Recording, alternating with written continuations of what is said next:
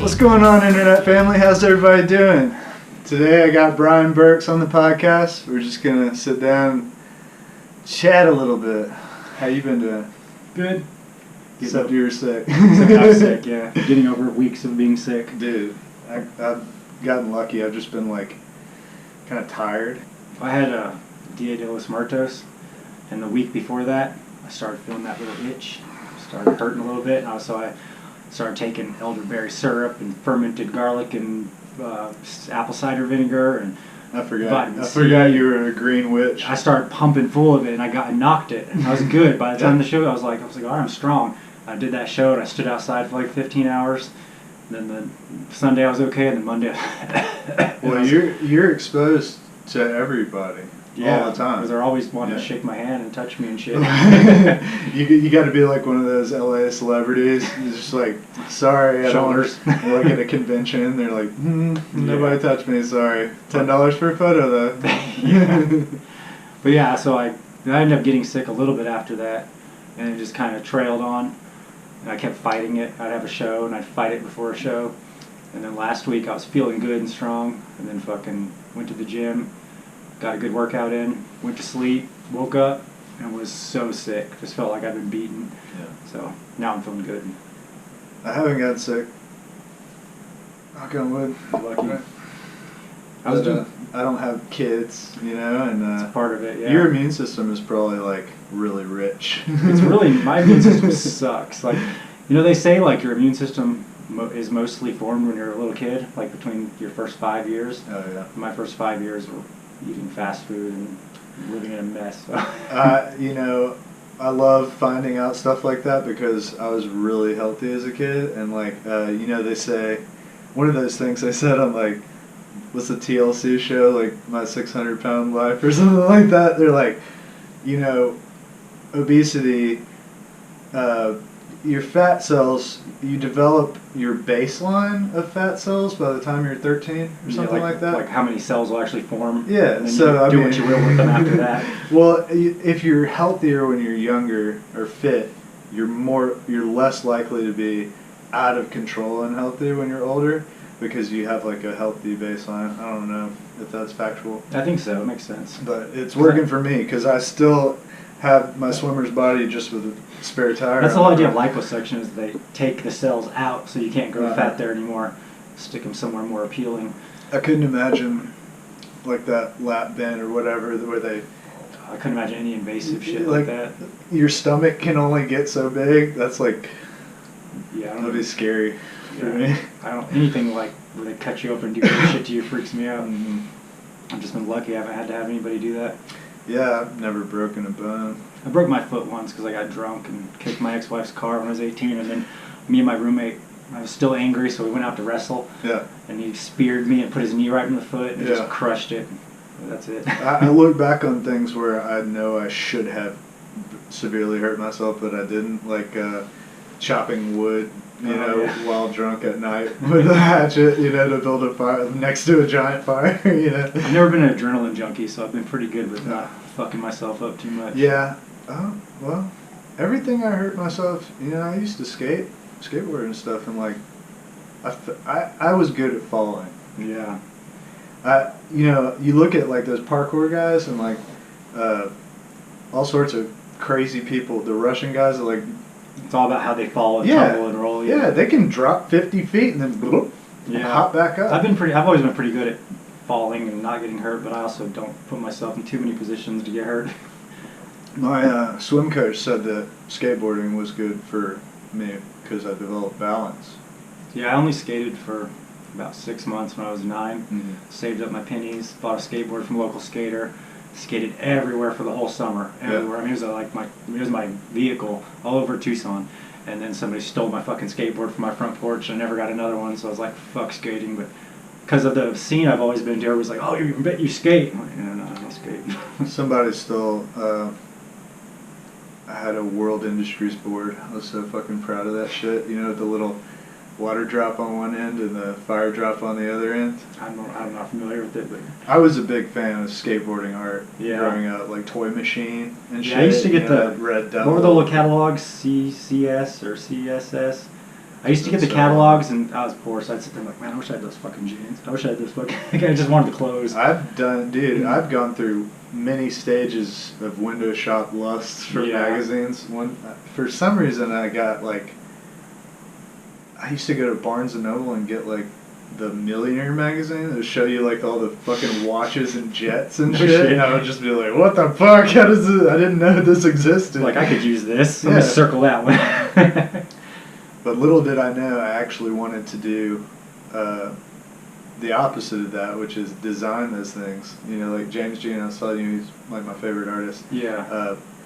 Prada got him to do custom, like embroidered, like upholstered seats for like a G4 jet. Oh, so wow. cool. Yeah, that'd be a cool project. He gets the coolest jobs, like Blade Runner 2044, whatever, the new one. Yeah. Did you see that? No, I'm completely removed from pop culture. I gotta. Did you see the original Blade Runner? A long time ago. Yeah. It's kind of slow. It takes a while to get. I think I tried watching it like a bunch and never. I may have never finished it. It's real atmospheric. Yeah. The art is based off of like 1970s Tokyo, but it's in the future, so it's in LA. So the amalgamation of cultures and stuff like that. Yeah. Is really interesting, especially in the 80s when everything. The new one just came out.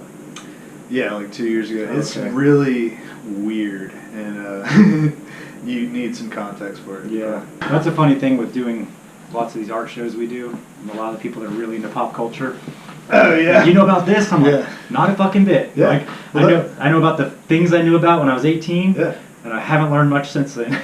Well, I hate myself for not looking up new music, you know, because I don't want to be one of those people that is older and only listens. I was thinking about that on the way over here, actually.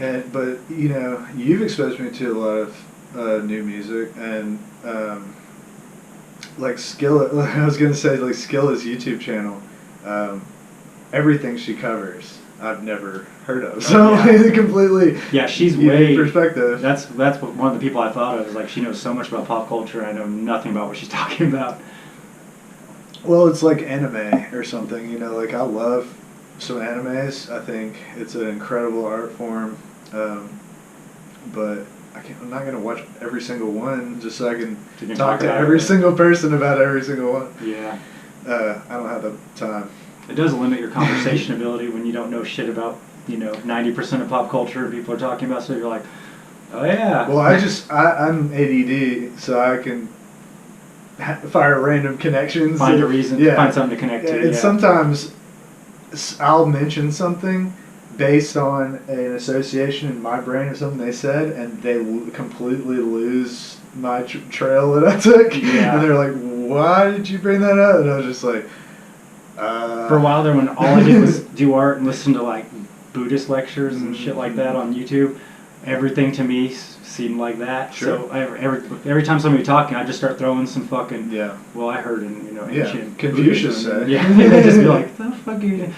I was talking to somebody the other day, and it was my friend Wesley Worthless who's playing the next show actually, and he writes these what seemed to be really negative songs.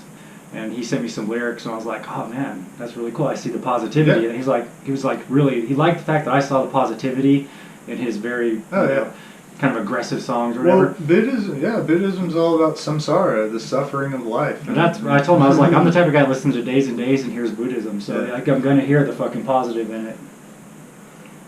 I think I was that way when I first started getting interested in philosophy and stuff like that.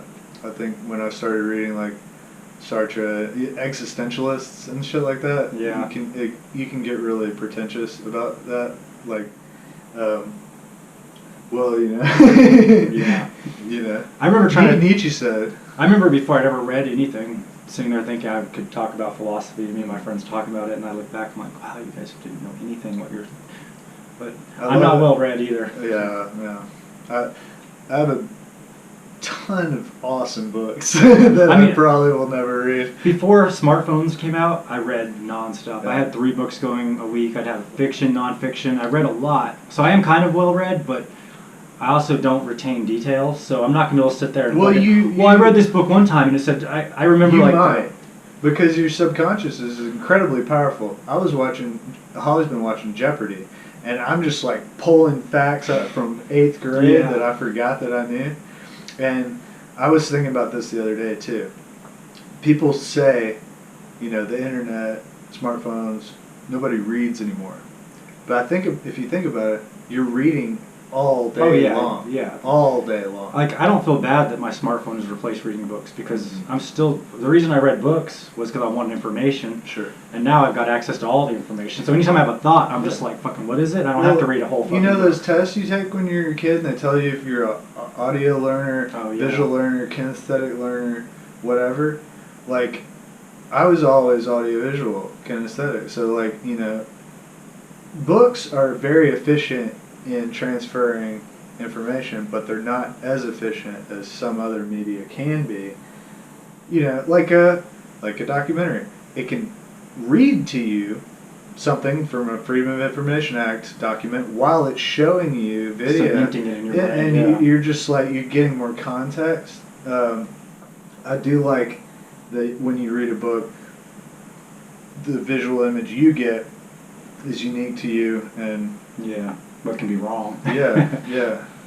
But like, for instance, A Clockwork Orange by Anthony Burgess I love that book so much because it was like a puzzle. Did you read it first or did you watch it? Oh, see, I watched it like 1,000 times, then read it. See, I had this completely different vision in my head than Stanley Kubrick, obviously. Yeah. There's lots of books I've read. The books first, and then you watch the movie and say, "Oh." But the reason why I love it so much is imagine. because of the Russian slang and stuff. I had to, like, from context clues, sort of. I kept a handwritten glossary in the front of the book, like debauchka. I think it means bitch or something, and then. See, I was never that. I was the type that would read shit like that and just like, I guess that means. I would get the context, but I wouldn't like go look it up. I was lazy. But when he says like, I'll tall chalk you on the Gulliver and red Krabi will blow. You kind of understand it, but you won't want to know exactly. But, why is he calling ahead of Gulliver? Yeah, I know. The movie's crazy. But since the smartphone thing too, I would rather listen to something and get the information because I'll definitely retain it better than if I were to try to read it. Plus, I can paint and draw and clean the house and fucking listen to stuff. Well, and if you're a kinesthetic learner, doing something with your hands might help you retain that information. That's why I always got in trouble for drawing in class. I was like, I'm listening, I promise. Yeah. Yep, that was a common thing with me too. Well, I was watching something the other day, a review about something, and there were these two kids that were drawing in class, and that was like the biggest, the principal was enraged, and he was like, wow, what a wonderful time it was when the worst thing we had to worry about in school was kids drawing in class. When I was a kid, probably like 6th grade, I was friends with this guy Kenny, and he was like, I'll give you fucking $1, draw me something dirty and nasty. And I was the guy that knew how to draw, so I drew the dirtiest, nastiest thing I could think of. Fucking Kenny was a fucking mess. Kenny couldn't keep shit in his Trapper Keeper, and the science teacher picks it up and goes, oh, look here, and you signed it. I'm like, shit, why'd I sign that? Because fucking I'm proud. Fucking ego, man. This is my best work. Like, I'm not going to This is going to get me expelled. I'm not going to put art out there and not sign it. Little did they know you'd become an entrepreneur at the head of the erotic art show and bring a whole new industry. I never brought that together. That's kind of funny. So really, they should have been getting you to teach a class. I saw Hannah today, and we were talking about details for the next erotic art show and things to make it better. Yeah. Create more ambiance, and there you go. Skeleton titties. Skeleton titties. We were talking about getting billboards, like doing a billboard, and I was like, we may need something a little classier than skeleton titties.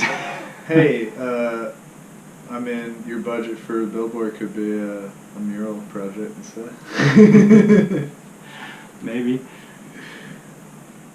Maybe. I was just talking to Danny about that wall behind Brennan's facing the parking lot. So it's a nice little concise wall. I want to do something like that. Doing big stuff is fun. I've only done one, I guess.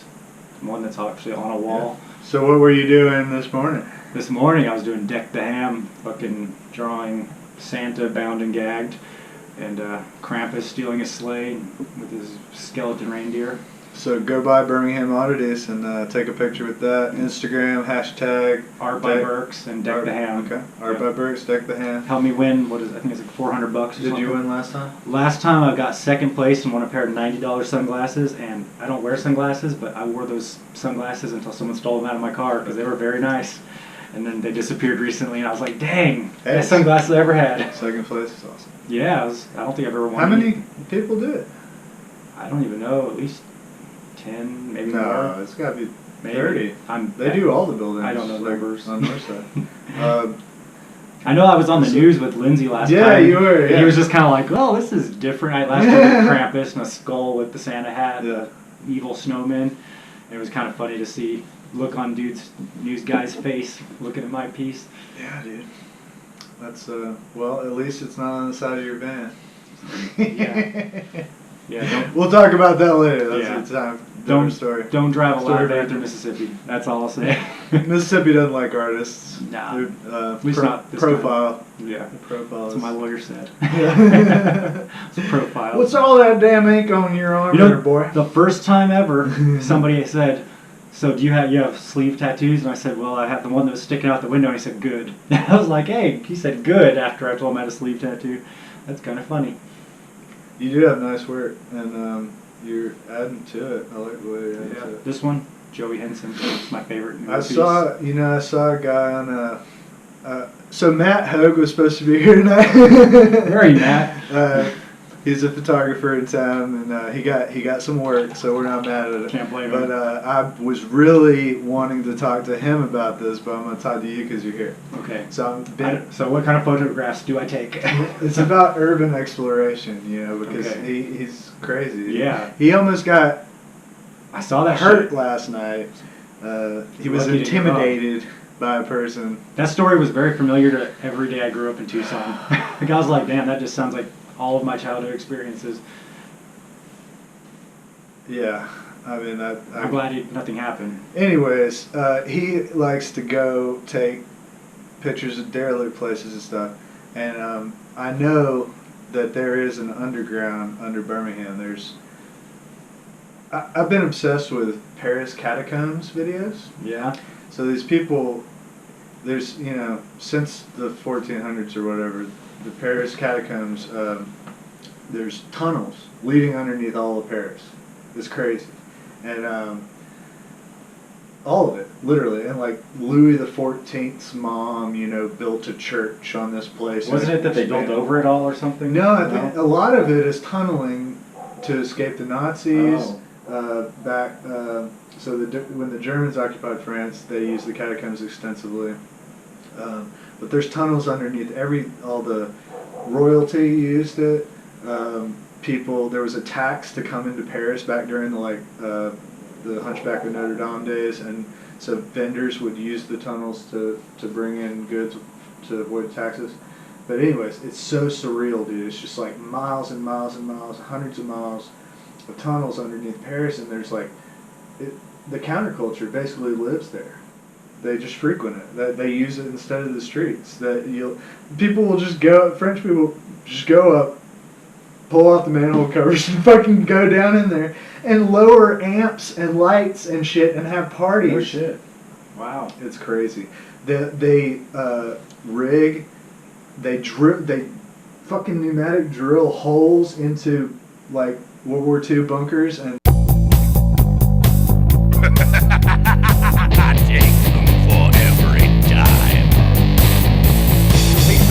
And I think I know why. Over the years, Alex just gone to hell. I was fucked up. For fucking me, right? All these things that can ruin my day-to-day, they will not matter at all. Someday this song is just one more chance for me to make my mark and have my words last. I have stories that may never be told, they will die with me when I am old. What a shame, what a loss, what a waste of all these great talks. All these things that can ruin my day-to-day.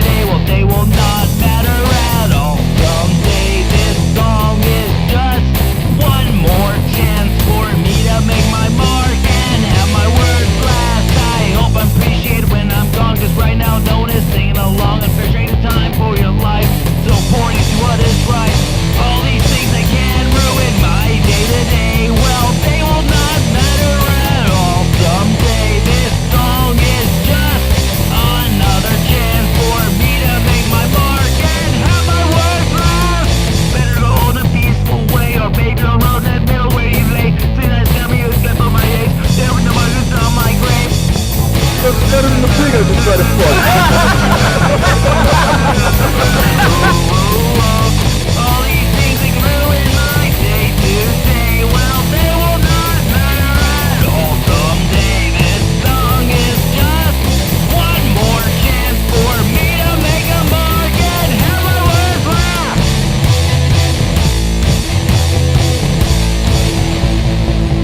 God. They're gonna fuck you, toss your salad, and smoke you, mother. Oh, why don't you tell me something I don't already know? You think I haven't thought about that? They're gonna come for me, they're gonna come for me. There ain't nothing I can